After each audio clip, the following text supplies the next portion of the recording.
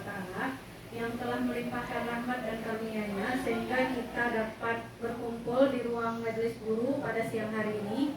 Salawat dan salam tidak lupa pula kita kirimkan kepada arwah junjungan kita yaitu Nabi besar Muhammad SAW. Semoga kelak di akhirat kita mendapat syafaat beliau. Amin, amin ya robbal alamin.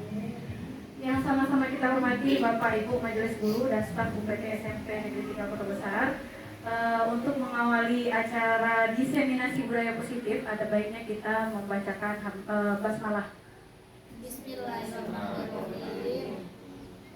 Baiklah, saya selaku pembuka acara mewakili Ibu Kepala Sekolah ingin menyampaikan beberapa hal terkait kegiatan kita pada hari ini. Kami berharap Bapak Ibu dapat mengikuti ini dengan antusias karena diseminasi budaya positif ini menjadi salah satu yang akan kita terapkan dalam RHK kita implementasikan dalam pembelajaran kita nantinya. Mungkin untuk paparan lebih lanjut kita minta kepada Ibu Sylvia Destri selaku CGP Angkatan 11 tahun 2024 Kabupaten Amasraya untuk memaparkan dengan gamblang apa sih budaya positif itu di depan kita bersama. Kepada Bu Sil, waktu dan tempat disilahkan. Kayak gitu. Cut. Baik, terima kasih saya ucapkan kepada Bu Elsa.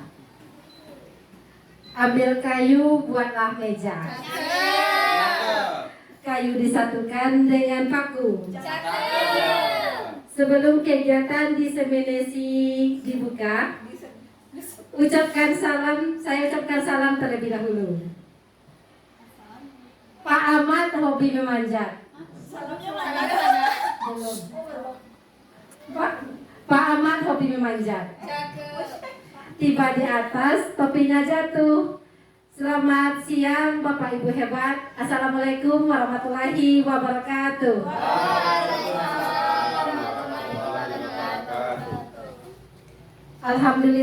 Alhamdulillahirabbil alamin.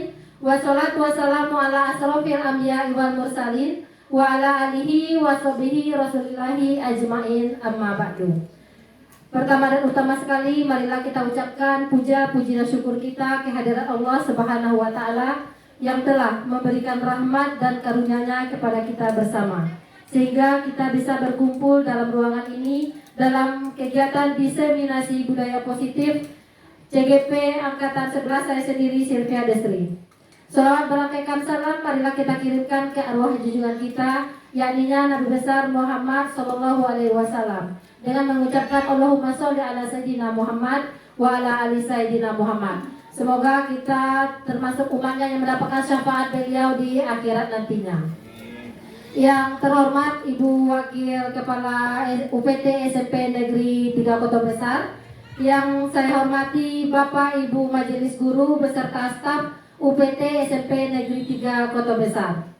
Baiklah, pada kesempatan ini saya akan menyampaikan diseminasi budaya positif, yang mana saya berdiri di sini bukan bermaksud saya lebih pintar atau pengalaman saya lebih dari Bapak Ibu guru yang lain, tidak. Tapi ini adalah pemenuhan tugas CGP saya untuk modul 1.4. Next. Berpartisipasi aktif selama kegiatan berlangsung. Bisa Bapak Ibu? Bisa. Nah, lanjut. Mengangkat tangan jika ingin menyampaikan sesuatu. Sesuai? Sesuai. Berdoa sebelum dan sesudah acara, dan HP disilentkan selama acara berlangsung. Setuju. Setuju? Setuju. Nah, sesuai dengan kegiatan kita yang nomor 4 tadi, yaitu berdoa sebelum dan kegiatan acara, saya minta kepada Pak Anas untuk memimpin doa terlebih dahulu.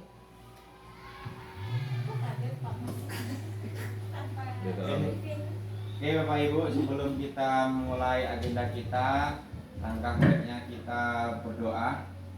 Mungkin kita berdoa membaca Al-Fatihah saja dalam hati. Berdoa dimulai.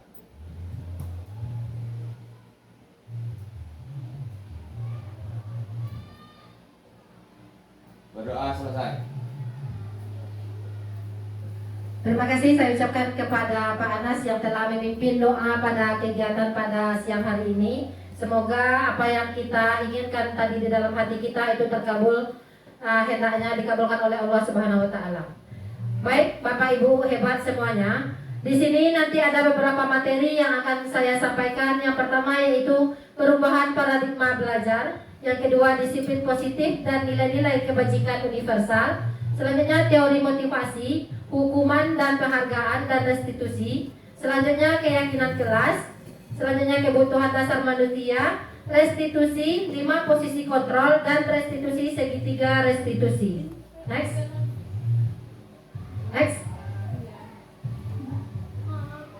Nah, sekarang kita lihat dulu filosofi pendidikan Ki Hajar Dewantara. Di sini Ki Hajar Dewantara selaku Bapak Pendidikan kita menyebutkan, pendidikan memberi tuntunan terhadap segala kekuatan, kodrat yang dimiliki anak agar ia mampu mencapai keselamatan dan kebahagiaan yang setinggi-tingginya, baik sebagai seorang manusia maupun sebagai anggota masyarakat. Di sini jelas disampaikan oleh Pak Ki Hajar Dewantara, yaitu kita sebagai pendidik ini tugas kita adalah menuntun. Tentu kita harus bisa menuntun anak didik kita sesuai dengan kodratnya masing-masing. Seperti yang disampaikan oleh Ki Hajar Dewantara, yang biasanya kita sudah sangat lumrah dengan kata Tutwuri Handayani, tapi ada 2 kalimat sebenarnya sebelum itu yang sudah sering kita lupakan, yaitu Ingarso Sung Tulodo, Ingmadya Mangun Karso, Tutwuri Handayani. Yang di depan memberi contoh, yang di tengah memberi semangat, dan yang di belakang memberi dorongan. Nah, ketiga kata inilah nanti yang akan bisa kita terapkan kepada anak didik kita, sehingga predikat menuntut ini bisa kita capai nanti supaya anak-anak kita menjadi orang yang berhasil nantinya. Nah, next. Nah, sesuai dengan yang tadi, sesuai dengan visi sekolah kita, ada di sini adalah perubahan paradigma belajar. Yang mana visi sekolah kita tersebut bisa kita capai apabila kita sudah bisa menerapkan profil belajar Pancasila. Seperti yang sudah kita ketahui sebelumnya, profil belajar Pancasila itu adalah profil siswa yang belajar sepanjang hayat dan mereka memiliki sikap-sikap yang sesuai dengan nilai-nilai yang ada di dalam Pancasila. Yang mana sebagaimana yang kita ketahui bersama, ada 6 elemen yang ada di dalam profil pelajar Pancasila. Yang pertama yaitu beriman dan bertakwa kepada Tuhan Yang Maha Esa dan berakhlak mulia. Selanjutnya berkebinekaan global, gotong royong, mandiri, kreatif. Bila di sekolah Anda tidak ada aturan yang memberikan surat teguran bagi karyawan yang sering datang terlambat, atau tidak ada atasan yang memberikan Anda penghargaan menjadi karyawan terbaik karena sering tepat waktu, apakah Anda akan tetap datang tepat waktu untuk mengajar murid-murid Anda? Jelaskan alasan Anda. Nah, saya mohon jawabannya kepada Ibu Elsa, mungkin jawabannya atas pertanyaan pemantik ini. Bila di sekolah Anda tidak ada aturan yang memberikan surat teguran bagi karyawan yang sering datang terlambat, atau tidak ada atasan yang memberikan Anda penghargaan menjadi karyawan terbaik karena sering tepat waktu, apakah Anda akan tetap datang tepat waktu untuk mengajar murid-murid Anda? Terima kasih Bu Sil. Menurut saya tergantung situasi dan kondisi.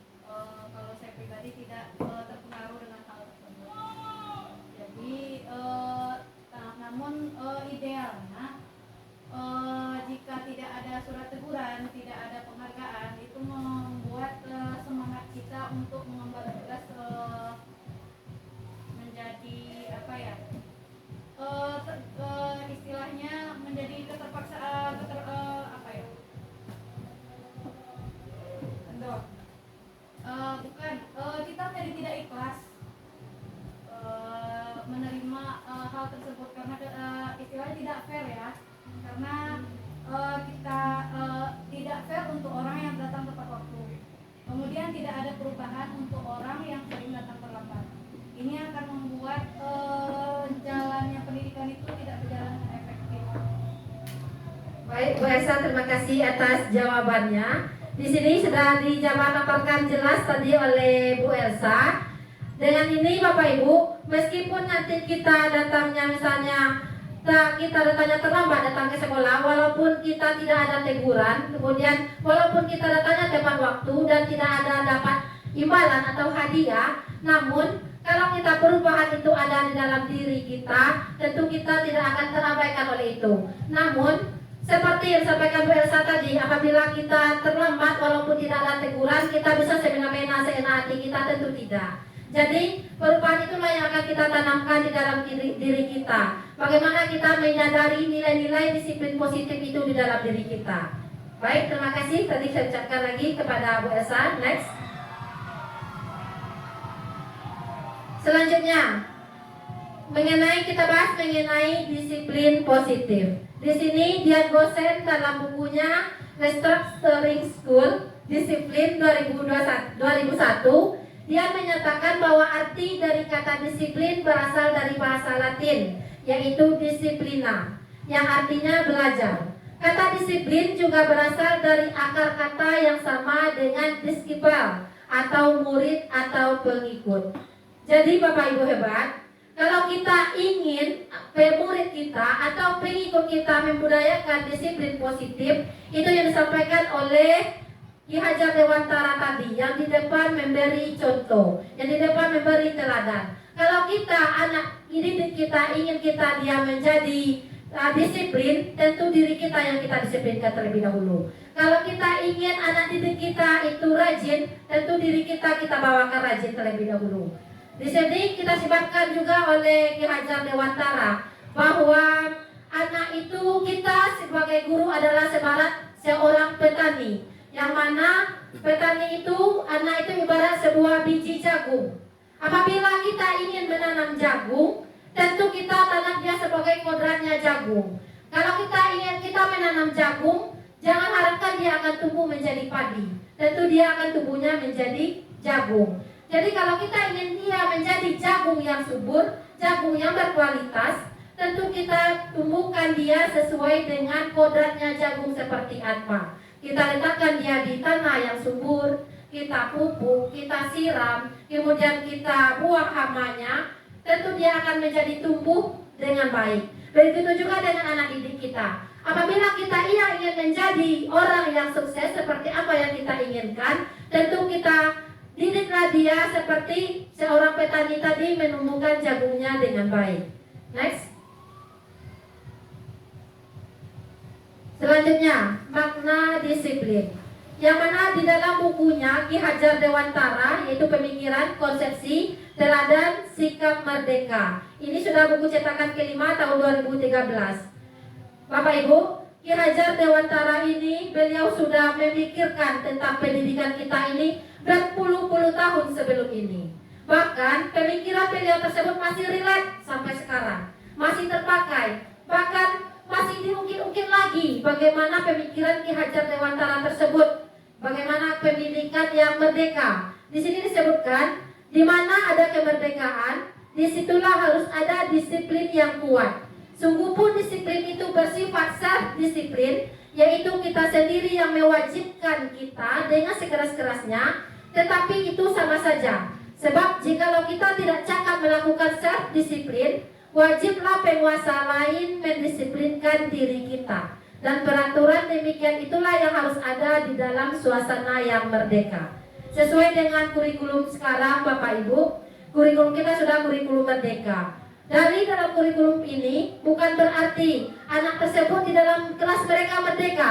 Merdeka mereka tidur, merdeka mereka bergelut, merdeka mereka tidak kerjakan tugas, merdeka mereka ngapa-ngapain aja, berbicara, bertindak, bukan berarti seperti itu Bapak Ibu. Di sini sudah jelas disebutkan oleh Ki Hajar Dewantara bahwa sebab jikalau kita tidak cakap melakukan self disiplin, wajiblah penguasa lain mendisiplinkan diri kita.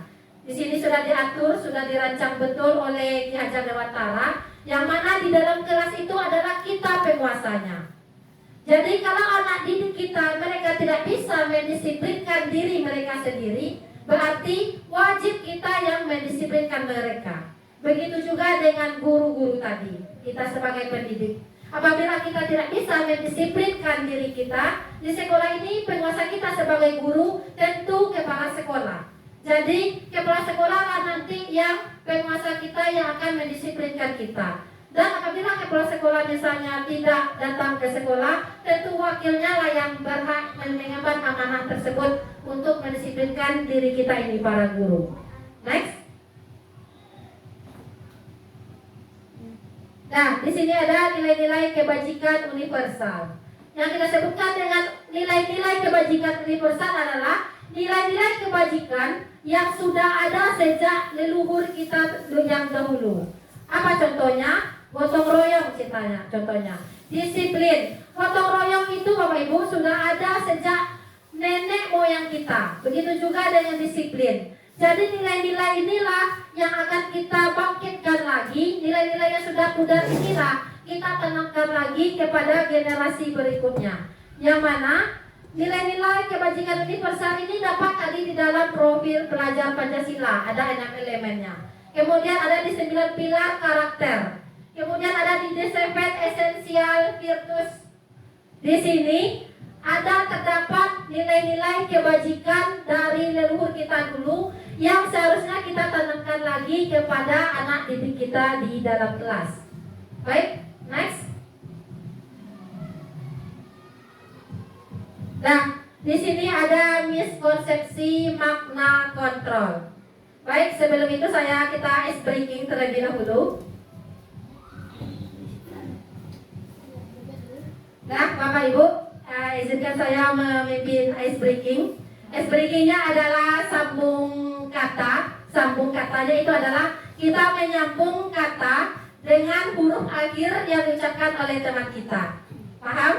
Contoh, Bapak Ibu lebih suka nama buah-buahan atau nama hewan? Buah. Nah, saya akan memberi contohnya yaitu adalah nama hewan. Paham? Contoh, saya contohkan nama hewan musang. Musang huruf akhirnya G. Berarti teman selanjutnya hewannya gajah. Selanjutnya Harimau. harimau. Unta. Unta. Paham ya? Nah, sekarang kita Ayam. akan cobakan dengan nama buah. Paham Bapak Ibu? Kita mencontohkan dengan nama buah. Ini untuk seru-seruan saja. Dan saya mulai dengan kata mangga. Labu. Labu. Ubi. Kita anggap saja buah. Kalau dia ubi. Nah, atau terserah. Yang penting adalah atau kata benda. Paham ya? Boleh benda, boleh buah, boleh hewan. Yang penting ada katanya. Paham? Nah, kata saya mulai dengan kata buku. Ya. Unta. Air. Ini, puisi biasa. R. Rambutan. Apa? Rambutan. N. Nanas. Sawi. Ikan. Nangka. Nangka. Bukan, dia nangka. Nangka. Anggur. Rantai. Itik. Itik. Nah, tepuk tangan untuk kita semua.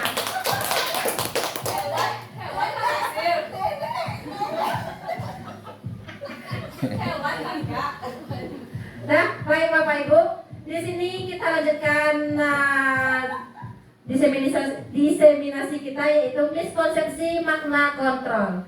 Yang pertama yaitu ilusi guru mengontrol murid. Ternyata Bapak Guru, Bapak Ibu hebat, selama ini kita ada terjadi miskonsepsi kita atau kesalahpahaman kita mengenai makna kontrol ini. Yang pertama yaitu ilusi guru mengontrol murid. Bahwa selama ini kita beranggapan bahwa kita bisa sepenuhnya mengontrol murid. Walaupun ada mungkin sebagian dari kita yang bisa seperti itu, tapi banyak yang dari antara kita yang kita beranggapan kita bisa mengontrol murid,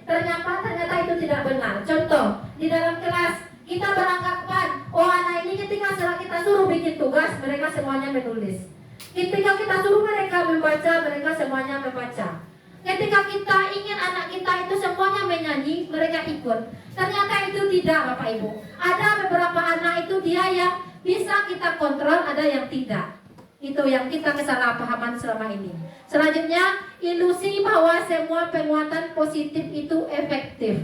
Walaupun kita sudah memberikan penguatan positif, namun ada sebagian anak yang kita berikan penguatan positif pun gak ngaruh kepada mereka. Jadi kita selama ini beranggapan apabila kita sudah memberikan ilusi penguatan positif kepada anak itu tersebut berubah. Ternyata tidak. Kita sudah sampai misalnya menasihati di dalam suatu ruangan, nanti sampai pintu mereka sudah lupa lagi. Mereka sudah berubah lagi tingkah lakunya. Selanjutnya, ilusi bahwa kritik dan membuat orang merasa bersalah dapat menguatkan karakter. Itu yang selama ini kita miskonsepsi terhadap ini. Contohnya apa? Yang membuat orang merasa bersalah. Contohnya, ada anak kita datang terlambat. Kemudian kita bilang kepada anak tersebut, kamu memang, contohnya saya sendiri, contohkan kepada diri saya sendiri. Misalnya ada anak yang datang ke sekolah, mereka elek-elekkan belajar. Kemudian saya bilang, kalian ini ibu sudah jauh-jauh dari Kota Tua ke sini untuk mengajar, meninggalkan orang tua, suami, keluarga ibu. Kalian sampai di sini main-main. Ternyata hal yang demikian tidak efektif terhadap anak, terhadap mendidik anak. Selanjutnya, ilusi bahwa orang dewasa memiliki hak untuk memaksa. Selama ini kita beranggapan bahwa diri kita seorang guru atau kita saja sebagai kakak, kita beranggapan bahwa kita ini bisa memaksa orang yang lebih kecil daripada kita. Contoh, seorang kakak kepada adiknya, "Dek, tolong ini dek." Sebenarnya kalau kata tolong itu hanya sebuah kamuflase, tapi sebenarnya dia itu adalah untuk memaksa. Cobalah kita, diri kita yang memiliki adik atau anak kita di rumah, dia seorang kakak minta tolong kepada adiknya, "Dek, tolong ambilkan minum." Walaupun ada kata tolong, tapi apabila adiknya itu tidak mau, pasti dia marah, pasti kesal. Nah, inilah yang disebutkan bahwa kita salah paham selama ini. Kita orang dewasa itu adalah orang yang memiliki power. Kita yang paling berkuasa, kita yang bisa mengendalikan semuanya. Ini ternyata tidak benar. Next. Dan ini yang tadi berkaitan dengan teori motivasi. Yang pertama yaitu untuk menghindari ketidaknyamanan atau hukuman. Seperti yang kita lihat terhadap anak didik kita, Bapak Ibu, mereka ada yang teori motivasinya yang pertama yaitu untuk menghindari ketidaknyamanan atau hukuman. Apa contohnya? Mereka ikut upacara itu karena takut dihukum. Mereka memakai pakaian lengkap itu atau mengerjakan tugas itu karena dia ingin tidak ada ketidaknyamanan. Mereka takut terhadap hukuman yang akan diberikan oleh gurunya. Selanjutnya, untuk mendapatkan imbalan atau penghargaan dari orang lain. Ada di antara kita, di antara anak didik kita, melakukan sesuatu itu untuk mendapatkan imbalan. Contoh, anak didik kita nanti kita suruh misalnya ini, apa nanti bu, nanti kalau saya menang, ya kasih ini ya bu, nanti kalau saya kerjakan ini, berikan ini ya bu. Nah, ini yang teori motivasi ada terhadap seseorang. Selanjutnya, untuk menjadi orang yang mereka inginkan dan menghargai diri sendiri dengan nilai-nilai yang mereka percaya. Poin ketiga inilah yang harus kita tanamkan terutama terhadap diri kita dan terhadap anak didik kita. Untuk menjadi orang yang mereka inginkan dan menghargai diri sendiri dengan nilai-nilai yang mereka percaya. Kita berharap anak didik kita, mereka itu disiplin karena dia ingin, dia percaya, dia yakin bahwa disiplin itu membawa kebaikan bagi dirinya. Bahwa dia menghargai dirinya, dia nanti apa nilai-nilai yang ada dalam dirinya itu dia lakukan. Inilah yang kita harapkan ada di dalam diri anak didik kita. Next. Nah, di sini ada cerita. Ini ceritanya Ibu Anas, bukan Bapak Anas, karena dia ngajarnya di kelas 2 SD. Kalau Bapak Anas itu ngajarnya di SMP. Mohon Ibu Fani untuk membaca teks ini.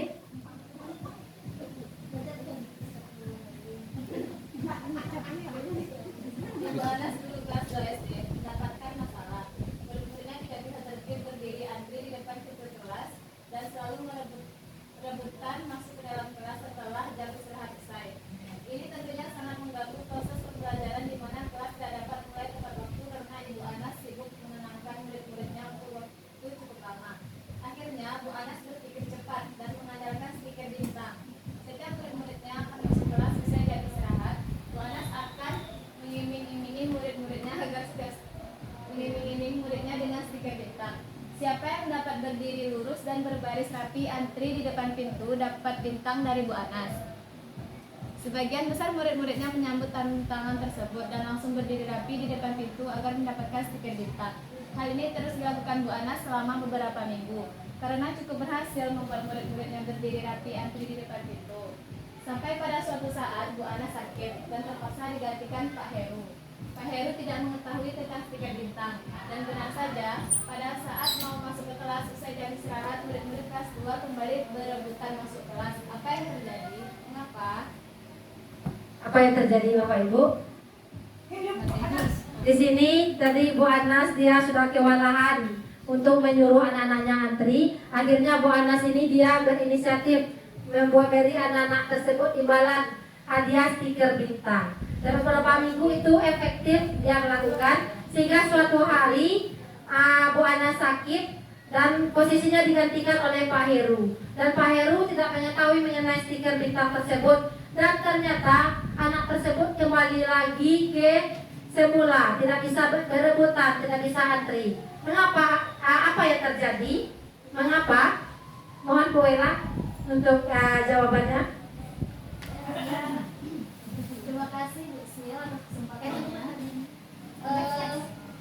Di sini menurut kami yang terjadi adalah di mana kesadaran atau motivasi yang timbul di diri anak itu dia bisa berhasil antri dengan baik karena adanya stiker bintang, yang maknanya motivasi yang timbul itu berasal dari adanya dari luar gitu, yang dari adanya pancingan dari luar.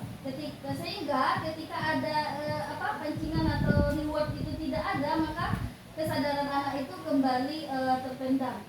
Nah, jadi di sini maknanya kalau kita berikan reward, motivasi yang timbul pada anak itu adalah motivasi yang intrinsik, di mana ini tidak bersifat tetap adanya di dalam diri anak. Baik, terima kasih. Jawabannya sangat luar biasa, Ibu Wela. Di sini disebutkan tadi ceritanya berdasarkan teori motivasi yang telah Anda pelajari pada pelajaran sebelumnya. Tadi ada berapa teori motivasi, Bapak Ibu? Ada 3. Yang pertama itu untuk menghindari hukuman. Yang kedua tadi supaya untuk mendapatkan imbalan. Yang ketiga baru untuk menghargai dirinya. Dari di sini berdasarkan teori motivasi yang telah Anda pelajari, kira-kira apa motivasi murid-murid kelas 2 untuk bersedia berdiri antri sebelum masuk kelas? Yang kedua, berarti mereka ingin mendapatkan imbalan. Kemudian, adakah cara lain agar murid-murid kelas 2 bersedia antri di depan kelas tanpa diberi penghargaan stiker bintang? Bapak Ibu ada idenya? Selain imbalan, selain itu ada? Buria mungkin? Berilah caranya kalau kita supaya anak-anak itu antri. Kalau ini kan tadi mereka antri karena mendapatkan imbalan. Jadi bagaimana kira-kira caranya supaya anak ini bisa motivasinya itu timbul dari dalam dirinya, dari intrinsiknya bukan ekstrinsiknya. Nah, untuk caranya nanti kita bahas setelah ini. Kita lanjutkan terlebih dahulu. Next. Nah, sekarang kita masuk ke hukuman, konsekuensi, dan restitusi. Sekarang kita akan melihat perbedaan masing-masing ini ketiganya. Yang pertama hukuman. Hukuman itu tidak terencana atau tiba-tiba dibuat oleh guru. Hukuman fisik dan psikis menyakiti anak dengan perbuatan atau kata-kata. Di sini disebutkan tidak terencana atau tiba-tiba. Apa contohnya? Contohnya anak kita datang terlambat. Kemudian dengan tiba-tiba guru tersebut, "Oh, kamu kalau kamu datang terlambat silakan bersihkan WC. Karena kamu datang terlambat silakan berjemur di sini 2 jam." Nah, kalau itu tidak terencana dan tanpa kesepakatan sebelumnya, itu disebut dengan hukuman. Dia biasanya hukumannya berupa fisik dan psikis. Dia nanti bisa menyakiti anak dengan perbuatan atau kata-kata tersebut. Selanjutnya konsekuensi. Kalau konsekuensi, ini kita sudah disepakati bersama. Kemudian dibuat oleh guru dan murid, dan ini hanya memberikan rasa tidak nyaman pada murid pada dalam jangka pendek. Ini dia bedanya dengan konsekuensi dengan hukuman. Apa contohnya? Contohnya anak kita apabila mereka tidak mengerjakan tugas, contohnya nanti kita tunda ujiannya. Tapi kalau mereka mengerjakan tugas, berarti mereka bisa mengikuti ujiannya. Jadi diboronglah tugas tersebut oleh anak dalam 1 atau 2 hari tersebut. Namun hukuman yang seperti itu hanya bersifat sementara. Sudah selesai tugasnya, dan selesai. Mereka tidak akan menyadari lagi kesalahannya. Mereka akan kembali lagi ke semula. Beda dengan restitusi, Bapak Ibu. Kalau restitusi di sini belajar dari kesalahan, bukan menebus kesalahan. Mereka itu apabila membuat kesalahan, mereka kita bawa, kita alurkan, kita ajak mereka untuk belajar dari kesalahan apa yang mereka lakukan. Selanjutnya menuntun bukan memaksa, dan fokus pada penguatan karakter bukan kesalahannya. Itu yang restitusi. Kegiatan inilah yang akan kita cobakan nanti praktekkan kepada anak didik kita. Next. Nah, tadi kita sudah melihat mana yang hukuman, mana yang konsekuensi.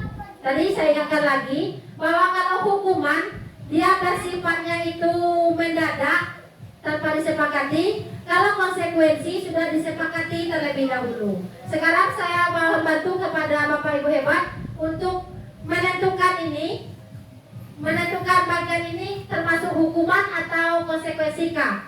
Saya mulai dulu dari Pak Anas. Untuk yang pertama, mencatat 100 kali di dalam buku kalimat "Saya tidak akan terlambat lagi karena terlambat ke sekolah." Ini termasuk hukuman atau konsekuensi kah ini? Konsekuensi. Kita uji terlebih dahulu. Yang kedua, Ibu Fani, lari mengelilingi lapangan basket 2 kali karena terlambat hadir di sekolah. Hukuman. Selanjutnya Ibu Santi, membersihkan coretan yang dibuatnya di meja tulis. Konsekuensi. Bu Elsa, murid diminta untuk push up 15 kali karena tidak menggunakan masker ke sekolah. Hukuman. Bu Wela, menggantikan kertas tugas teman yang telah dicoret-coret. Konsekuensi. Pak Sak, berjemur di lapangan basket pukul 12 siang karena mengobrol dengan teman. Hukuman. Hukuman. Ibu Dila, murid diminta bertelanjang kaki sepanjang hari karena tidak menggunakan sepatu warna hitam sesuai peraturan. Hukuman. Bu Dayu, berdiri di depan kelas sambil mengangkat kaki 1 karena tidak bisa menjawab pertanyaan. Hukuman. Ibu Ria, membersihkan tumpahan air di meja tulis karena tersenggol pada saat belajar. Konsekuensi. Nah, baik, next kita lihat jawaban yang tadi. Jeng jeng jeng. Bagaimana jawabannya Bapak Ibu? Benar semuanya? Betul semua. Nah, sungguh hebat luar biasa Bapak Ibu UPT SMP Negeri 3 Kota Besar. Nah, kita lanjutkan next. Di sini ada kasus lagi. Ibu, saya minta kepada Bu Dayu untuk membacakannya. Iva kurang menguasai pelajaran matematika, sehingga pada saat pelajaran tersebut berlangsung, dia lebih banyak berdiam diri atau menggambar di buku pelajarannya. Pada saat guru matematikanya Pak Seno menanyakan pertanyaan, Iva menjadi gugup dan tak sengaja menjatuhkan tasnya dari kursi, serta tiba-tiba menjadi gagap dan pada saat berupaya menjawab. Seluruh kelas pun tertawa melihat perilaku Iva yang bicara tergagap dan terkejut tersebut. Pak Seno pada saat itu membiarkan teman-teman IPA menertawakan IPA yang tergagap dan malu luar biasa, dan malahan minta IPA untuk maju ke depan dan berdiri di depan kelas sambil menunjuk hidungnya karena tidak bisa menjawab pertanyaan Pak Seno. Kelas makin gaduh dan anak-anak pun tertawa melihat IPA di depan kelas memegang ujung hidungnya. Baik, terima kasih Bu Dayu. Di sini, apakah Bapak Ibu setuju dengan tindakan Pak Seno terhadap IPA? Tidak. Mengapa? Membuat mental anak jadi apa? Ya, Bu Dayu boleh? Ya, karena jiwa IPA jadi terluka. Nah, ini bisa melukai IPA secara psikis. Ibaratnya ini dipermalukan IPA ini di depan umum. Menurut Bapak Ibu, tindakan Pak Seno terhadap IPA adalah sebuah hukuman atau konsekuensi? Hukuman. Mengapa? Ya. Jawabannya itu kita karena Pak Seno itu tanpa kesepakatan terlebih dahulu. Kecuali Pak Seno membuat kesepakatan terlebih dahulu dan sudah disetujui antara guru dengan anak, itu boleh dilakukan. Tapi kalau tidak, itu termasuk ke dalam hukuman. Apalagi ini disebutkan di sini. Di sini IPA dia menggambar di buku pelajarannya. Dan disebut di awalnya sudah disebutkan ia kurang menguasai pelajaran matematika tersebut. Ini disebutkan oleh Ki Hajar Dewantara, Bapak Ibu. Anak itu sudah ada kodratnya semenjak lahir. Jadi kita sebagai guru, kita ini hanya menuntun. Tadi disampaikan oleh Ki Hajar Dewantara, tugas kita guru ini adalah menuntun. Mau jadi apa anak itu nanti? Kodrat mereka masing-masingnya itu sudah ada. Oh, jadi dokter dia, kita tuntunlah ia menjadi dokter yang seperti apa? Dokter yang baik, dokter yang tidak sombong. Itulah tugas kita menuntun tersebut. Next. Nah, di sini ada kita buatkan mengenai keyakinan kelas. Ini sudah sering kita lakukan di dalam kelas kita. Mengapa itu kita sebut keyakinan kelas? Mengapa tidak peraturan kelas saja? Di sini disebutkan ada pertanyaan. Mengapa kita memiliki peraturan tentang penggunaan helm pada saat mengendarai kendaraan roda 2 atau motor? Mengapa kita memiliki peraturan tentang menggunakan masker dan mencuci tangan setiap saat? Jadi Bapak Ibu, sekarang ini kita sudah menggunakan kata-kata keyakinan, bukan peraturan lagi. Kalau nanti peraturan dia itu menggunakan kalimat yang negatif. Contoh, dilarang siswa dilarang berbicara saat belajar. Siswa dilarang tidur. Siswa tidak boleh ini. Siswa tidak boleh itu. Itu kalau bunyi yang di dalam peraturan Tetapi kalau dalam keyakinan kelas, kita ubah kalimat yang negatif tersebut menjadi kalimat yang positif. Contoh, siswa tidak boleh datang terlambat. Itu adalah contoh kalimat yang negatif. Kalau yang kalimat positif, kita masukkanlah nilai-nilai universal tadi ke dalamnya. Apa nilai universal yang bisa kita masukkan? Kalau apabila siswa tidak boleh datang terlambat, apa nilai kebajikan universal? Siswa datang tepat waktu, dalam artian pendeknya apa? Disiplin. Seperti itulah yang kita buatkan nanti di dalam keyakinan kelas. Next. Nah, di sini ada nilai-nilai kebajikan tadi. Nilai-nilai kebajikan itu ada di dalam nilai Pancasila tadi contohnya. Ada kreatif, bernalar kritis, tanggung jawab, gotong royong, disiplin. Di sini ada. Kita mulai lagi. Bantuan-bantuannya Bapak Ibu. Kembalikan barang ke tempatnya. Mohon Kuria. Tanggung jawab ya, boleh. Bu Ani. Dilarang mengganggu orang lain. Nilai kebajikannya apa? Boleh dibantu? Bu Ella? Dilarang mengganggu orang lain.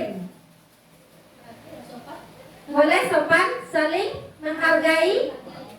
Hadir 15 menit sebelum pembelajaran dimulai. Disiplin, tepat waktu boleh. Dilarang melakukan kekerasan. Kemanusiaan. Menghargai orang juga mungkin. Dilarang menggunakan narkoba. Kesehatan bisa? Kesehatan ya. Bergantian atau menunggu giliran. Nilai kebajikan apa yang dapat kita timbulkan di situ? Disiplin, dilarang merokok, kesehatan, gunakan masker, kesehatan, berjalan di kelas dan koridor. Apa kira-kira? Nah, sekarang kita lihat jawabannya. Nah, ini adalah nilai-nilai kebajikan. Ini yang kata-kata dari peraturan. Kalau kita ubah dia menjadi kalimat keyakinan tadi, nilai kita masukkan nilai kebajikan yang dituju, inilah bunyinya lagi.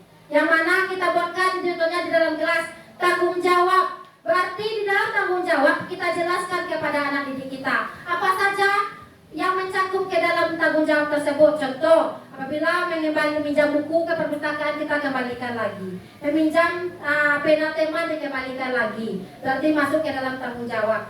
Ini mengenai nilai-nilai kebajikan yang ada di dalam peraturan. Next. Nah, ini adalah tahapan membuat keyakinan kelas. Yang pertama yang kita lakukan adalah kita berdiskusi, memunculkan peraturan-peraturan yang perlu ditaati warga kelas. Selanjutnya kita mengubah peraturan menjadi kalimat yang positif. Selanjutnya kita menyaringkan menjadi nilai-nilai kebajikan keyakinan kelas. Berdiskusi mengenai gambaran perilaku yang mencerminkan keyakinan kelas. Berdiskusi mengenai peran seluruh warga kelas. Dan meninjau ulang keyakinan kelas dari waktu ke waktu. Jadi di sini Bapak Ibu, kalau kita membuat keyakinan kelas di dalam kelas kita, tentu kita diskusikan dulu apa saja peraturan-peraturan yang ingin diterapkan anak didik kita di dalam kelas tersebut. Contoh, mereka tidak ingin kelas itu ribut, atau mereka tidak ingin ada temannya berbicara sembarangan, mereka tidak ingin ada yang tidur ketika belajar, mereka tidak ingin ada yang terlambat masuk ke dalam kelas. Itu kita diskusikan terlebih dahulu. Nah,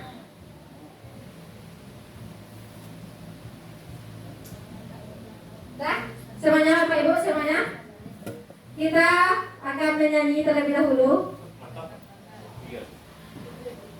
Nyanyinya bukan quick ibu apa namanya, atau nyanyi yang tapi saya benar. Bukan. Kopi saya benar dengan potong bebek angsa. Potong bebek angsa. Nah, saya ganti. Kita silakan Bapak Ibu ikut. Nanti kitanya buka tutup, bertepuk tangan. Buka, bisa ya. Nanti liriknya buka tutup, bertepuk tangan. Buka tutup, tepuk tangan lagi. Digulung-gulung, lalu tersenyum. Digulung-gulung, lalu tertawa. Bisa ya? Kita semuanya? Ayo, 1, 2, 3. Dibuka tutup, buka. Bapak Ibu mohon untuk menyanyi saya sebentar. Iramanya apa? Buka tutup, bertepuk tangan. Buka tutup, tepuk tangan lagi. Digulung-gulung, lalu tersenyum. Digulung-gulung, lalu tertawa.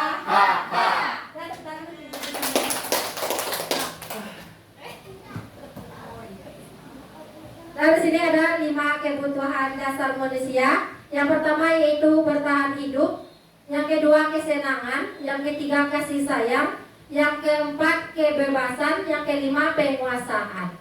Yang 5 kebutuhan ini, baik anak murid kita, baik diri kita, siapapun mereka membutuhkan yang 5 ini. Contoh yang pertama, bertahan hidup. Apa contohnya kebutuhan untuk bertahan hidup? Makan, minum, tempat tinggal. Ini masuk ke kebutuhan yang pertama. Selanjutnya kesenangan. Apa contohnya kesenangan itu? Membeli perhiasan, kata Bu Ani. Pasang mungkin barangkali apa kiranya kesenangannya? Holiday, refreshing misalnya. Kalau ibu-ibu mungkin kesenangannya itu berbelanja, shopping. Begitu juga dengan anak didik kita, anak ibu, bapak ibu. Mereka juga ada kesenangannya. Begitu juga mereka dalam belajar, mereka ada kesenangannya masing-masing. Selanjutnya kasih sayang. Kasih sayang itu apa contohnya? Perhatian. Apa lagi? Kasih sayang. Dimengerti. Kita masuk ke dalam poin yang ketiga. Yang keempat itu kebebasan. Kebebasan itu artinya itu mereka itu merdeka. Mereka tidak terkungkung, tidak terikat. Ini artinya yang keempat, yaitu yang terlima adalah penguasaan. Apa contohnya penguasaan ini? Mereka bisa menguasai sesuatu yang mereka inginkan. Apa contohnya? Mereka ingin penguasaannya di bidang voli, penguasaannya di bidang menyanyi contohnya. Jadi itulah yang dibutuhkan oleh manusia ini masing-masingnya. Jangan anak kita dia penguasaannya dia di bidang melukis, kita paksakan dia untuk olimpiade matematika. Tidak baik jadinya nanti. Ini untuk kebutuhan dasar manusia. Next. Nah, selanjutnya adalah nilai guru. Nilai guru yang pertama itu berpihak pada murid, mandiri, reflektif, kolaboratif, dan inovatif. Yang mana ini sudah kita lakukan di dalam kelas kita. Kita sesuai yang disampaikan oleh Ki Hajar Dewantara, kita belajar itu adalah berpihak kepada murid. Seperti disampaikan oleh kata-kata di dalam nyanyi CGP, menghamba kepada murid. Bukan berarti kita itu diperbudak murid kita, tidak. Artinya di sini adalah murid itu di dalam belajar mereka harus kita hargai. Bukan berarti kita ingin anak itu seperti kita ingin A, anak itu menjadi A semuanya. Anak kita inginnya menjadi B, anak itu menjadi B semuanya. Bukan seperti itu. Itulah kita membuatkan pembelajaran itu berpihak kepada murid. Mereka itu belajar sesuai dengan kodratnya. Bagaimana caranya kita berpihak kepada murid? Kadang anak kita ini, Bapak Ibu, mereka di dalam belajar, kita mendengarkan kita mendengarkan pembelajaran, ada yang sambil menggambar, ada yang dia bergerak-gerak dulu baru bisa belajar, ada yang belajar itu sambil mendengarkan musik, ada kita yang belajar itu sambil dalam keadaan hening. Hal yang seperti itulah yang tugas kita guru untuk mengetahuinya. Caranya yaitu dengan melalui asesmen diagnostik bisa kita lakukan. Selanjutnya ada mandiri, ada kolaboratif, inovatif, dan reflektif. Reflektif ini perlu kita lakukan. Kenapa? Contoh, kita sudah melakukan pembelajaran, baik itu dengan guru, dengan murid, ataupun sesama teman, kita harus melakukan reflektif ini. Kepada murid kita tanyakan, apa kelebihan pembelajaran kita hari ini? Bagaimana perasaan kalian mempelajari ini? Apa yang sudah kalian ketahui? Apa yang belum kalian ketahui? Apa rencana kalian ke depannya? Kita buatkan dia di dalam reflektif itu. Begitu juga kita guru ini. Kita bisa nanti berkolaborasi dengan teman kita, bagaimana untuk perbaikan pembelajaran kita ke depannya. Begitu juga dengan mandiri. Kita sebagai seorang guru, kita harus memiliki nilai mandiri ini. Misalnya di dalam kelas pun kita mendidik anak kita untuk mandiri. Jangan apa-apa kita kalau tanpa teman misalnya, memang iya tanpa teman kita tidak bisa berbuat apa-apa, kita tidak akan maju. Tetapi setidaknya yang untuk kebutuhan diri kita harus mandiri. Dan selanjutnya adalah inovatif. Inovatif ini bukan berarti kita semuanya tentang teknologi, tidak.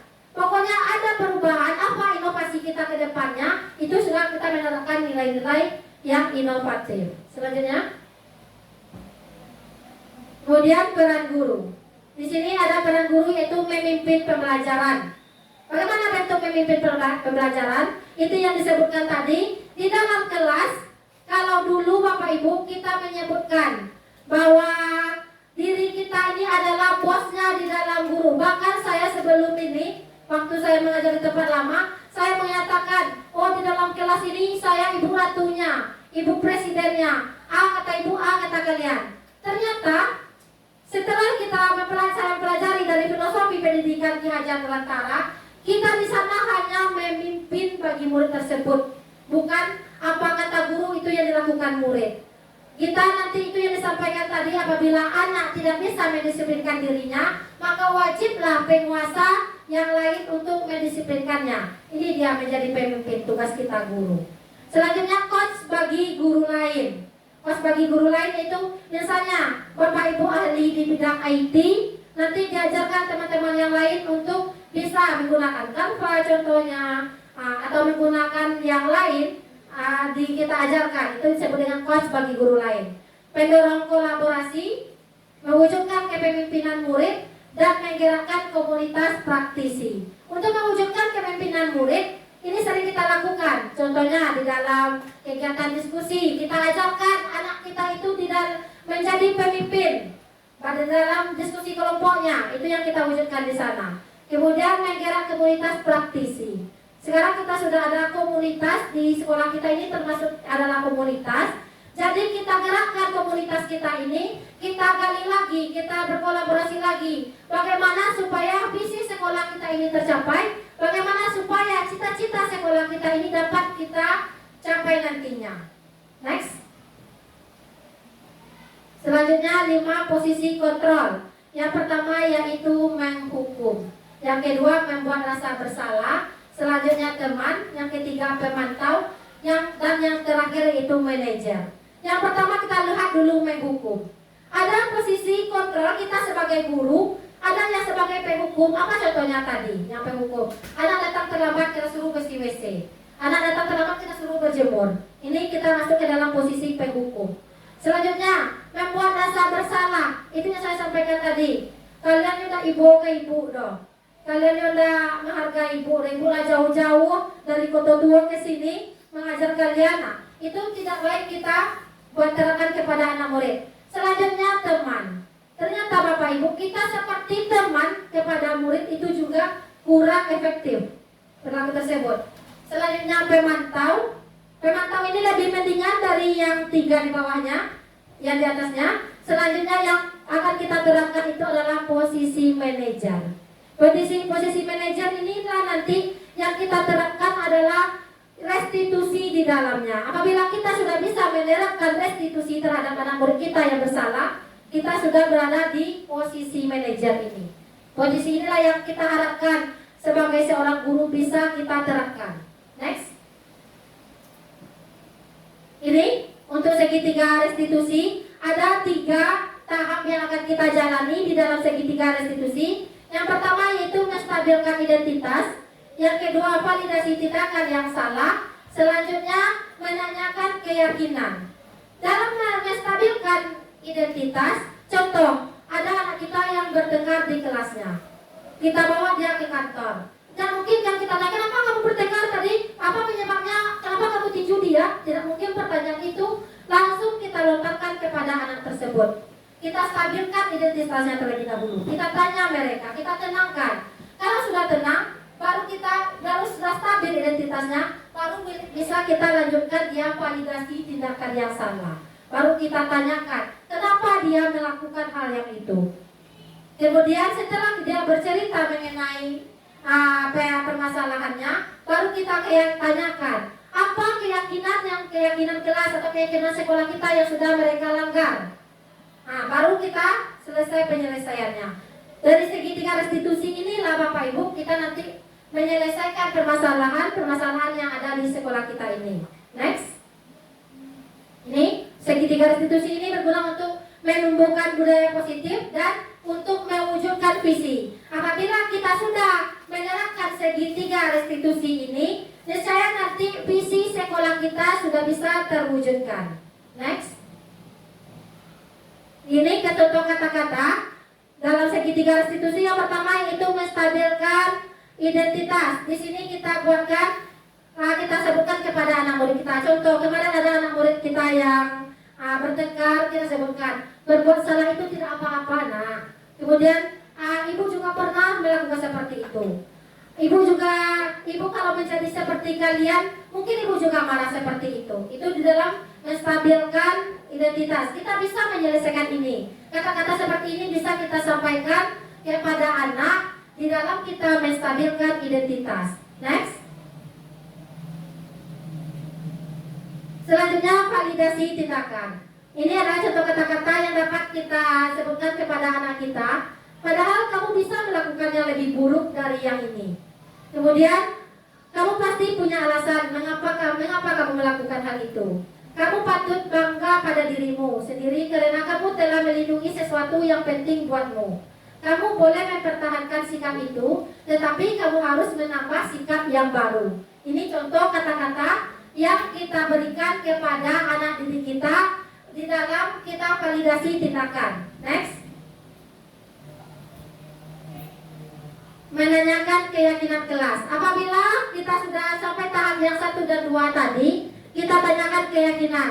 Keyakinan kelas apa yang sudah ia langgar? Contoh, kalau anak kita dia contohnya terlambat, tentu keyakinan kelas yang sudah dilanggar itu adalah disiplin. Mereka akan menyebutkan, oh yang sudah saya melanggar itu disiplin. Boleh kita tanyakan pertanyaannya seperti ini. Apa yang kita percaya sebagai kelas atau keluarga?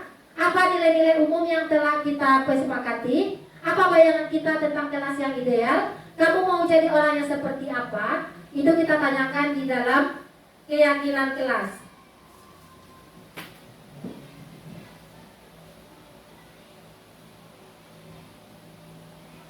Next.